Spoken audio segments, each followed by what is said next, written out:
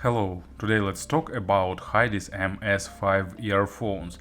Actually, company Hidizs was among the pioneers of the portable audio market. They released the pretty successful player AP100, which was really popular, especially in the ex-Soviet countries.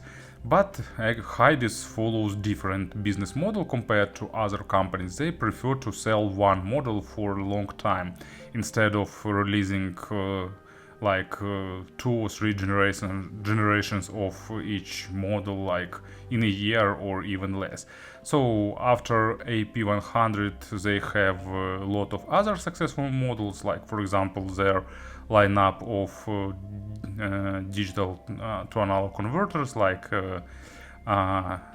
S8, S9, S9 Pro. I reviewed them, and of course let's not forget about their crazy popular AP80 that exists on the market like for many years also. It's a compact player with nice sound. They upgraded this player like 2 times if I count correctly. It's compact with nice sound and offering a lot of good features, and it's still pretty good offer in this price segment. And now they decided to release the flagship in-ear monitors to accompany their products and maybe some others, and I really hope that they will release some more high-end player in near future. So as it's mentioned many times on the box, it's a 5-driver hybrid with 10mm liquid silicone dynamic driver and 4 Sonion balanced armatures directly from Denmark. I'm not sure about the price because I'm recording this video before the sale start, but if everything will go right, the video will be online next day after the start of the sales. So price is roughly about $400 plus minus, and also they offered a 5% promo code that for me to share with you. So I will summarize all details in the first pinned comment, and meanwhile let's have a closer look.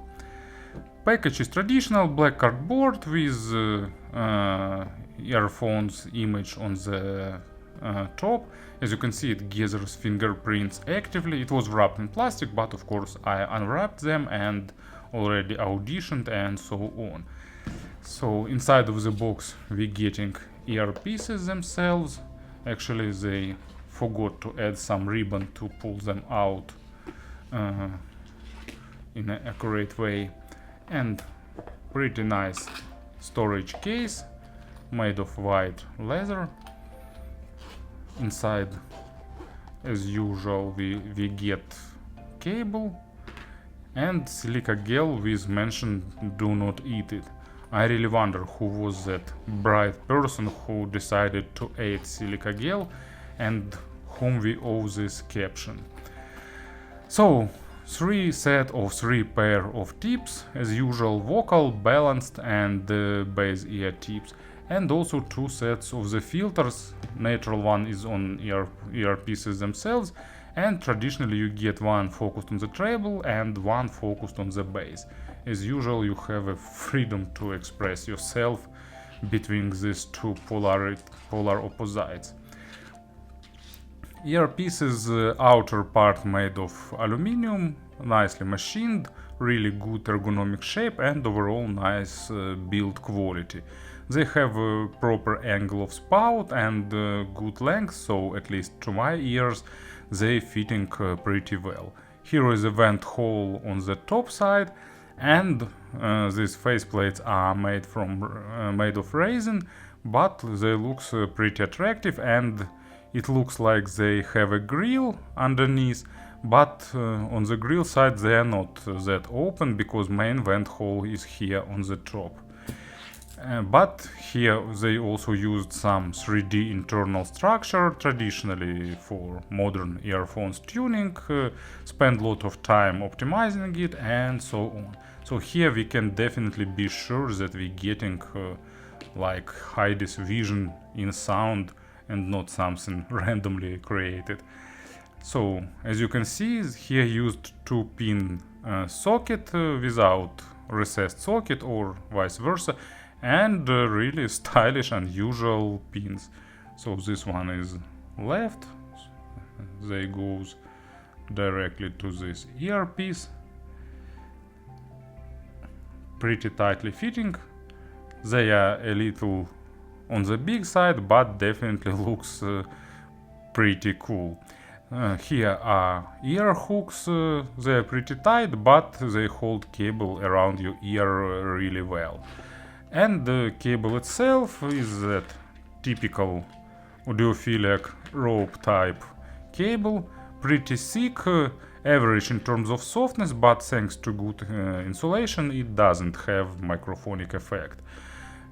Looks really attractive. You can see different type of wires braided in separate insulation, 4 wires per each ear. Here is a splitter with chin slider. It's a bit heavy, but it's good because it pulls it downwards and help cables to stay at place. And after splitter, add 8 cables braided in that traditional pattern, and goes down to regular 3.5mm jack.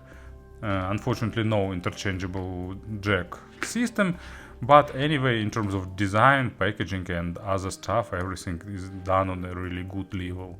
And of course about the sound, I gave them about 24 hours of burn-in, and there were noticeable changes during first 16 hours or so.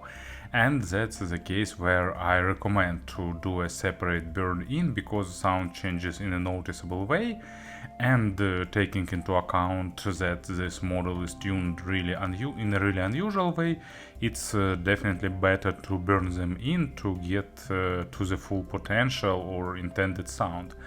Also, they are super sensitive to all types of rolling. They have a pretty low impedance, so that means that they are responsive for the source, so better target to some source with low impedance. And also you can compensate their sound with source in a wide area, more on that a bit later. And they're sensitive to the tips rolling, and of course you can change sound with stock tips, with some third-party tips, and with that nozzle filters. I will describe sound for the balanced option like in between, and will try to make some reference to other two options, because they also changes the sound in a noticeable way, and can do the quick turn from like I don't like this tuning to something I really like. So Hidizs went unusual way, and they decided to make U-shaped signature, but not matching traditional Harman curve. They shifted high frequency peak a bit to the right, so they have less bump at the upper mids, but at the same time more in the more high areas of travel. Also, bass here is boosted, but main accent is made on the mid bass.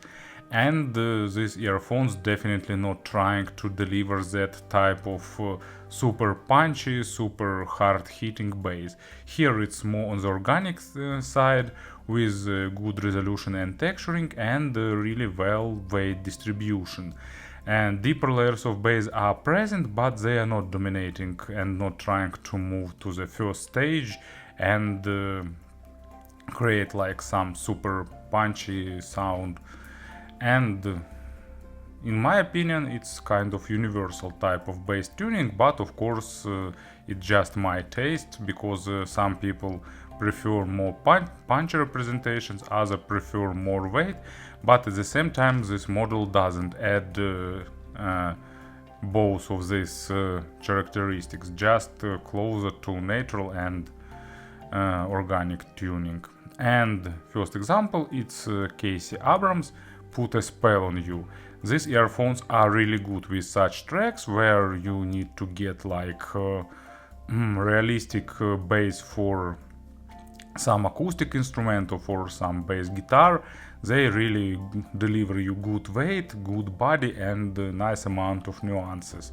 Not of course as much as some models focused on the micro contrast on bass, but still pretty good amount of naturalness and realism. And the second example, it's Daft Punk, Get Lucky. Actually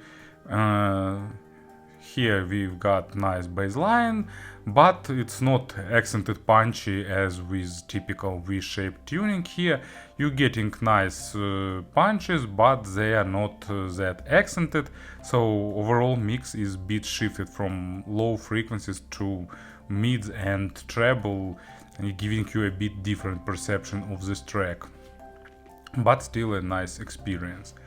Mid frequencies are reduced compared to bass and treble, but thanks to the Sonion balanced armatures, they are detailed and they are clearly audible, so they don't sound like recessed or noticeably reduced.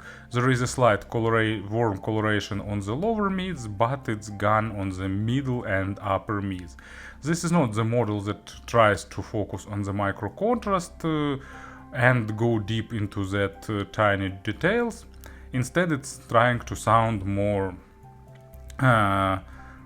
balanced and trying to avoid different type of highlights and the mid frequencies. So at first it seems that you liking that typical spike in the upper mids area, but it's common for such types of tuning when you accommodate to such frequency response and such presentation.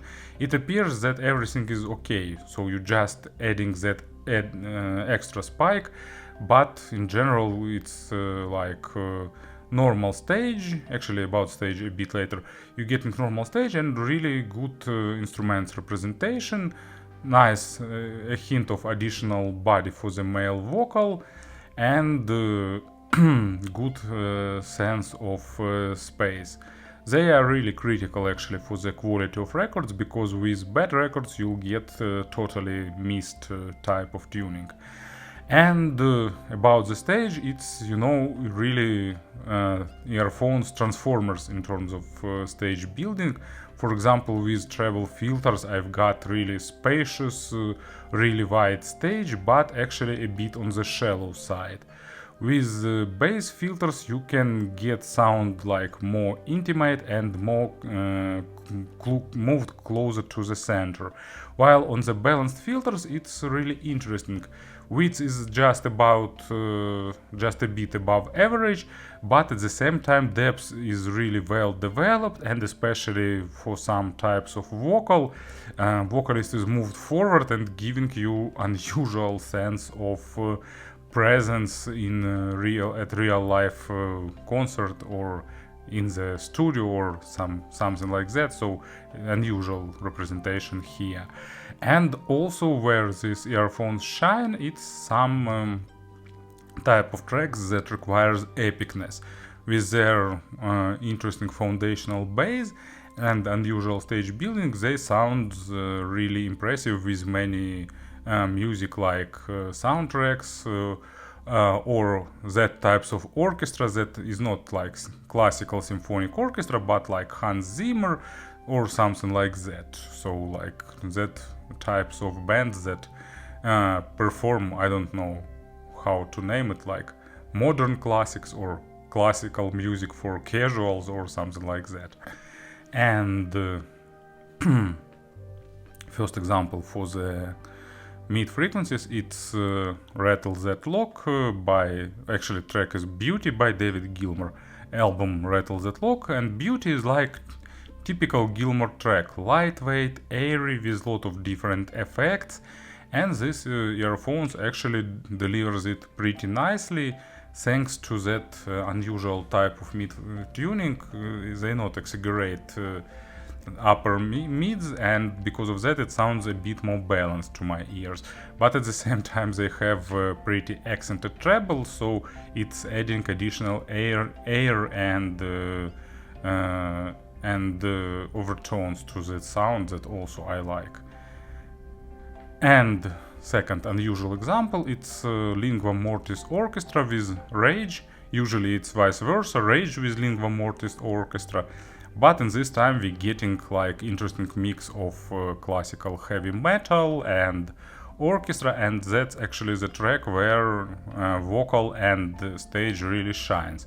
There are two vocals here, male and female, and they are surprisingly moved forward, giving you that interesting sense of accent on that vocals. actually it loses a bit of edges of the stage in width. Not loses, I mean completely, but they are like moved backward. But the central part is like really relief and really interesting in terms of perception. And in terms of treble, actually, if you're sensitive to the treble, it's better to avoid this model or at least try before you buying, because treble here is really present and rendered with additional energy and with a good amount of even layering. It's not like layering typical for the expensive models, but actually interesting perception of treble with good separation of that high frequency overtones. Extension of treble is above average, not maximum, but above that. Of course, typical for armatures, fast attacks and decays, that gives a bit of lightweight perception for the treble. But they don't sound like splashy to me, but I understand that there are a lot of people with more sensitivity to the high frequencies that I have. So in this case, it's better to try them before buying, definitely. But in general, nice treble representation. Actually, for me, treble here is like a punch above their level a little bit, but then we come to that thing, that personal sensitivity. So some people will say that they are splashy and spiky, and others will say that like it's really good, well defined, clean, and highly and nicely rendered. So let's go for the examples. First one, it's Europe. I thought about putting Final Countdown as an example, but then I decided to go with Carrie because it's like a typical ballad of that time with a lot of percussion, synthesizers to make everything airy with pretty high vocal, like that everything will sound bright, not in terms of treble accent, but that too, but in terms of mood and perception of this track. And these earphones I like with this track because I like the match of energetics. And last final example, it's Pat Metheny and Lyle Mace. Ozark, I like this album, I use it often as an example, and this track is no exception. It has a lot of different percussions, bells, cymbals and stuff like that, and also I like the sound with these earphones. It's lacking like superb separation, and it's lacking a bit of more definition in the treble area, but still sounds really pleasant and enjoyable. Speaking about different filters, actually you can tame treble using Bassy tips and Bassy nozzles, and in this case you're getting less treble, but you're getting more warm coloration on the mid frequencies and a bit more accent in the bass area, but mainly weight accent. And it gives you like pretty interesting model in terms of warmer signature with not that prominent treble, so if you like some more relaxed tuning, it can be for you. And with treble filter, it's vice versa, you're getting less bass and sorry, forgot to mention that bass filter also shifts the spike a bit towards the typical place, not completely, but towards more typical upper mid accent that other earphones does. But with treble area, it's opposite. You're getting less weight, you're getting more clarity on the mid frequencies, bass became faster, and you're getting, because you're getting faster bass, it's not as balancing treble, and you get even more energy in the high frequency area. Speaking about the sources, it's just a matter of what you want to achieve. If you like Hidizs tuning like they do for the AP80 and S9 Pro, it's actually the earphones tuned for that sources, and they will deliver you their strong sides like resolution, focus on the micro contrast. If you opposite, you want to make them like more calmer, you can try, for example, Hidizs RS2 player or Hidizs FC6, if I remember right, their R2R digital tonal converter Root 6, so that sources that can shift everything towards a bit of additional weight and more polite treble. I won't do comparisons here because, you know, they, in terms of sound, they stays pretty unique and differs from everything I've heard. So interesting model if you feel keen for experiments or trying something different, trying something unusual, and so on. Thank you for listening, thank you for your attention, and of course have a nice day.